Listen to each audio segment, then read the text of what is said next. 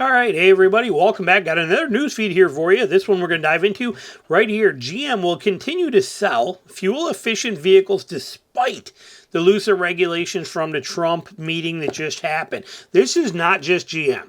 Okay, this is my predictions for all of these brands. I've been saying it for a while. We're not going to see the stuff that you see all the YouTubers bragging about. Okay, we're not getting rid of, we're not getting deleted diesels from the manufacturer. We're not getting rid of active fuel management. We're not getting rid of cylinder deactivation. None of this stuff is going away. We're going to dive into it as to why, and she actually highlights a little bit of it here too. But that is my prediction. Ford just came out with the gas particulate filter for the 3.5.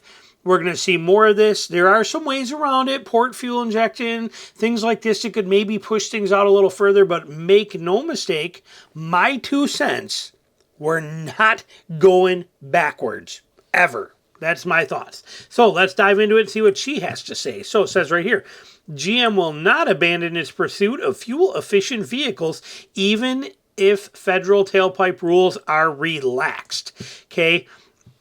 This is the way it is. And then I got a little tidbit we're going to give you at the end of this that's going to put all this into reality, courtesy of Barry over at CTech Reviews, that he did a full deep dive on it. So I'm going to give you a little snippet of something that'll blow your mind about the joke of vehicle emissions. That's going to be kind of interesting. We'll cover that later on here. But first, so there we go. So she says, it's not going to relax it whatsoever. She says, Barra underscored a continued internal drive for efficiency that she claims operates independently of Washington's rule making. Every engine we invest in, we work to have a significant improvement, she stated, directly linking capital investments to emissions progress. However, she simultaneously advocated for regular rollbacks that would benefit manufacturers, calling for a single national standard and arguing that regulatory requirements don't get in front of the consumer. They need time to be able to make the changes, what she's getting at. But she is saying here, we are striving towards going forward, okay? Every vehicle engine we invest in, we work to significantly have improvement.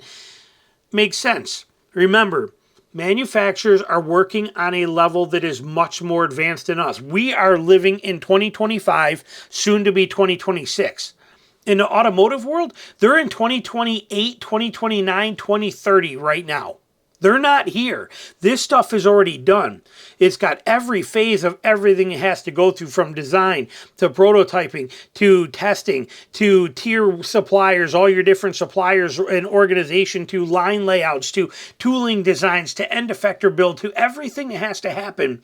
They are not working. Everything from now till 2030 is pretty much already done or very close to it. It's already there. It's here. It's not being changed. Trump may have rolled back all this kind of stuff, but it could very easily, if Democrats come into the next one, and I'm not getting political, but if Democrats come in and they try to reinforce what Biden already had before and undo what Trump did, what do manufacturers do then? Then they got to scramble again. It's too expensive for them to do that. Then they also have the global architecture. Everything is based now on global sales. They're not going to make a engine specifically for the U.S. one way and then make it another way for someplace else when it's the same engine. Okay, that's just the way things work. These emission regulations and all this stuff, no matter how BS it is, in my opinion, and again, we'll cover that at the end of this, it is the world we live in today. There's no two ways of getting around it. Nothing is going to back it off. Now, we will see what Trump did in another article I got in a minute here we'll come into that is a beautiful thing, but let's finish this one out. She said, now she tries to sugarcoat this. They aren't going to come straight out and say, we've already invested way too much money, we're way too far down the road for this, and we're not going backwards, because the whole administration could flip this on its head literally in a couple of years if they get in. They're not going to come out and say that. There's no possible way they can. So instead, she says, softer standards theoretically grant the company greater freedoms to prioritize its most profitable models, large trucks and SUVs, at a time when tariffs and market pressure is squeezing the margins. Yet Barra and her team actually acknowledge the tangible market demand for efficiency, along with the persistent risk of rising fuel prices that could suddenly cripple demand for gas guzzlers. We haven't seen that under a Trump administration in forever. She's talking about, again, if Democrats come back in, something like that happens, gas prices go up, the demand for these go down, there's too much risk. It's all excuses to hide the fact that they're not going to risk taking this stuff off of vehicles when it could be mandated that it goes right back on. They're not playing those games. That's my thoughts, my 2 cents. You take that for what it's worth. Abandoning efficiency gains could therefore create long-term vulnerability even if it offers short-term profit relief. That's the key statement right there. The financial impetus to sell loss-leading EVs also diminished. People are going to choose an EV because it's a better performance vehicle for them and it fits their life, she said, now, not because regulations forces us to. She confirms GM's ongoing work to improve affordability and capability, but notes that the jury remains out if the mainstream American adoption of EVs is even going to be there. The strategy bets that GM can balance the immediate appeal of powerful trucks with the sustained promise of technological progress. Technological progress. This word right here is the sole reason for my hatred of the automotive industry. Right there. That's it, right there. Technological process. The sole statement and concept that drives me nuts and it ruins every vehicle we have today. They're all garbage. I mean, no offense, GM. You guys make great vehicles, but you are having the worst time in your history right now, and it is because of this stupid word right here. I wish that word would just go away. Nobody would ever use it. Drives me nuts. But let's see what else they got to say here. So she comes over here.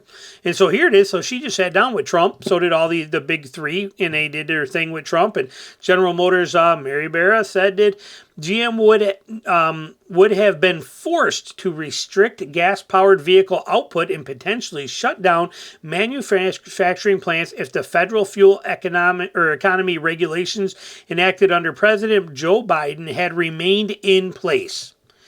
So if Trump wouldn't have released this stuff or relaxed these things, she's saying that they would have had to shut down plants and it wouldn't have been able to sell that many vehicles. All right, let's take a quick second, mention our sponsor of this video here, Lasfit. They build some of the most amazing products. We use their stuff on everything. Every truck I own and have owned recently has been all set up with Lasfit stuff. We're going to take a look at it real quick and show you some of their offering. All right, so we look at these mats, look at the coverage, look at the overlay of these things, the quality of these things, they're insane. This is high-level stuff. Look at the difference. Here it is in a Nissan. This is in a Nissan Sentra, deep dish pockets. Look at even the back end. If you got kids, like my daughter does here, and this is her car, look at that, collecting all the debris, all the food pieces, everything falling out of there, even a back. High deep dish design to these things so that you don't even have to ever vacuum again. All of the dirt and the debris will stay contained in them. Look, the size difference of these compared to factory ones too are amazing, and the price is incredible, but look at how much bigger these are than the actual factory floor mats in this 4Runner. See, a size difference is huge, and so laser fit perfect. They offer them for every single vehicle that you can think of out there, basically. Their prices are absolutely phenomenal, and the big thing, as you're looking at these, look at the review numbers. Look at the sheer number of 5-star reviews on these things, on every one of them. They are incredible quality on every kind of level. You cannot go wrong with Lasfit. In a Biden-era rules, which targeted an average fleet, meaning all their vehicles, fuel economy of roughly 50 miles per gallon by 2020 or 2031 calendar year, which would effectively require automakers to make EVs account for more than half of their U.S. sales. Okay, it was a big Biden-era push. Get people in electric, destroy the oil industry, get rid of gas cars. Again, you have to understand that vehicles are not really that big of a problem. Okay, they're not. Again, I'm going to show you that in literally like 45 seconds. I'm going to put it into real-world perspective for you, whether you like it or not. It's going to be there. But this is how things were working here. This is why they go after them. It's all a money grab. It's a thing. But anyway, we were going to have to start shutting down plants, Barra said in New York Times, because of this. The Trump administration has proposed drastically lower fuel economy regulations that will make it substantially easier for GM to sell internal combustion-based products. Trump frames the move as dismantling the so-called electric vehicle mandate put in place under the Biden administration. The proposed rules slashed a 50.4 mpg standard set under Biden in favor of a new 34.5 average. So that's pretty significant. And it's that by 2031. So before under Biden, they said by 2031, all GM vehicles have to be an average for the whole fleet of 50.4 for all brands. And Trump said, no, we're going to make it 34.5, saying that the 50.4 is too hard to hit. And it is. NHTSA is also looking to revise fuel economy efficiency increases by only 0.25 to 0.5% year over year. Changes are expected to reduce upfront vehicle costs by as much as $900 per vehicle. That's even irrelevant. The biggest battle, the reliability. The more tech and the more this crap you put in here, in the thinner oils and the way you make these things run, in my opinion, you make them pure garbage. Now, how does this relate? So, when we look at this, when we talk about tailpipe emissions and what they actually do, what if I told you that, heck, Cracker Barrel had more problems than automotive does? Okay, what is there, like 700 Cracker Barrel stores, something around there? They run a fireplace every single day, all year long, 7 days a week, 24, every minute they're open for 12 hours a day. They have a big roaring fireplace going. Do you know that that stuff has more power to it? Barry at SeaTac did a video. Here's just a piece of it. You should go watch this video, okay? It says right here, it was from 3 weeks ago. It's called, Is 2025 the Last Good Year for the Ford F-150 with the EcoBoost 3.5? Will GPF ruin reliability and performance in gas engines moving forward? This video, amazing. And only 3,000 people watched it, okay? But this video is amazing. Here's a screenshot of it where he did this research. Do you see what this is? This is emissions, okay? This is emissions in the U.S. Look at here. Residential wood burning. Look at this bar. This is modern on-road diesels, which are way dirtier than cars. But look at the difference.